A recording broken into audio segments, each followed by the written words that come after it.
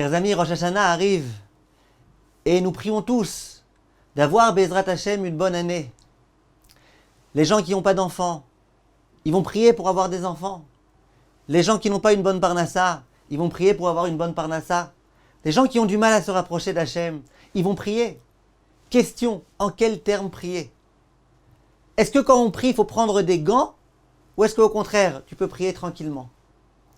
Vient le Rav Shlomo Zalman Auerbach et donne une idée exceptionnelle. Nous savons que Hana, lorsqu'elle a prié à Kadosh Baruch Hu, alors qu'elle n'avait pas d'enfant, elle a supplié à Kadosh Baruch Hu de bien vouloir lui donner des enfants. Et il y a dans Masechet Brachot énormément de lois qui sont apprises du comportement de Hana lorsqu'elle a prié pour avoir un enfant. Et quel enfant elle va avoir finalement? Shmuel. Au moment où Hana va prier, il est écrit dans la Gemara, elle va dire à Hachem, moi je veux avoir un enfant qui soit comme Moshe et Aaron. C'est pas simplement je veux un enfant, et donne-moi un enfant sympa. Non, je veux un enfant qui soit de la grandeur de Moshe et Aaron. Il faut le faire quand même. Non, c'est-à-dire imaginez. Imaginez vous êtes un homme très très riche. Il y a un homme qui tape à votre porte. Vous lui ouvrez et il vous dit voilà, bonjour monsieur. Il paraît que vous êtes très très riche. Vous dans vos têtes vous vous dites ouais, je suis très riche en avarice. Et il paraît que vous avez beaucoup d'argent. Que pour vous 200 000 euros, c'est comme pour moi 5 euros. Vous lui dites oui, c'est même moins, hein, mais bon, j'ai pas ma calculette, alors on va laisser ça comme ça. Il dit ça tombe bien, parce que moi j'ai besoin de 10 euros pour moi, 400 000 euros pour vous. Bon, je trouve qu'il exagère un petit peu, mais c'est pas grave. Tu sors un billet de 20 euros, tu lui donnes, et tu te dis que certainement il va te remercier. Tu lui donnes, il a l'air étonné, et tu dis vous pouvez pas monsieur me rendre la monnaie? Alors il dit quelle monnaie? Je vous ai dit j'ai besoin de 400 000 euros, quelle monnaie? Vous m'avez donné que 20 euros. Alors tu lui dis mais vous avez un problème monsieur? Il dit bah oui j'ai un problème, je vous l'ai dit. J'ai besoin de 400 000 euros, j'ai besoin vraiment de 400 000 euros, j'ai un grand problème. Alors vous voyez que l'autre il lâche pas l'affaire. Et vous lui dites mais dis-moi, qu'est-ce qui t'arrive?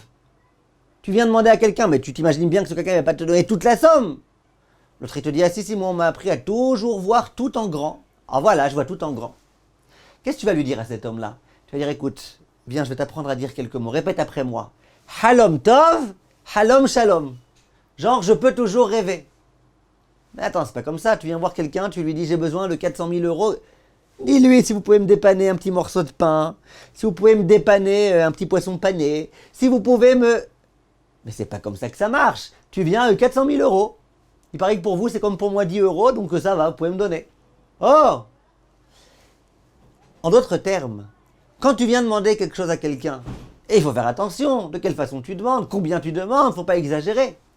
Vient Hana, et elle dit pas à Hachem, écoute Hachem, comme ça fait déjà des années que j'ai pas eu d'enfant, bon allez, je me suffirai d'un enfant normal, d'un enfant... D'après cette opinion dans la Gemara, Hana elle dit, je veux un enfant qui soit de la dimension de Moshe et Aaron. C'est-à-dire, non seulement je veux un enfant, mais je veux un enfant très très très très grand. Et c'est ce qu'elle va avoir finalement. Vient le Rav Shlomo Zalman Auerbach et dit, c'est ça que Hana, elle nous a appris. Parce que lorsque tu viens voir cet homme-là, si cet homme-là c'était ton père, et que tu sais que ton père il a tout l'argent du monde, et que tu dis à ton père j'ai besoin de 400 000 euros, tu vas prendre des gants? Tu vas dire je vais lui demander 20 euros pour pas trop le vexer? Non, tu lui diras, papa, j'ai besoin de 400 000 euros, je t'en supplie, aide-moi. Lorsque tu sais qu'Hachem a tout, et qu'Hachem peut tout, et qu'Hachem t'aime, et qu'Hachem veut ton bien, alors pourquoi tu dis à Hachem, écoute, s'il te plaît, Hachem, si tu peux m'aider à rembourser même 1/10 de mes dettes, ça sera déjà pas mal. Si tu peux m'aider juste à avoir un peu moins de problèmes dans tel et tel domaine, mais non! Demande une bonne année, une Shana Tova ou Metuka, une bonne année, une année douce. Demande! Et trop souvent, le problème, il provient non pas de notre inquiétude de déranger Dieu. J'adore quand les gens me disent ça. Non, j'ai peur de déranger Dieu. J'ai peur de le déranger. Le pauvre. Quel le pauvre? Il t'a créé pourquoi? Pour que tu ne le déranges pas? Il veut que tu lui demandes.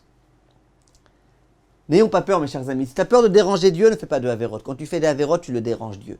Mais de prier, ça ne le dérange pas Dieu. Au contraire, il veut que tu pries. Donc sachons, mes chers amis, que c'est un point extrêmement important.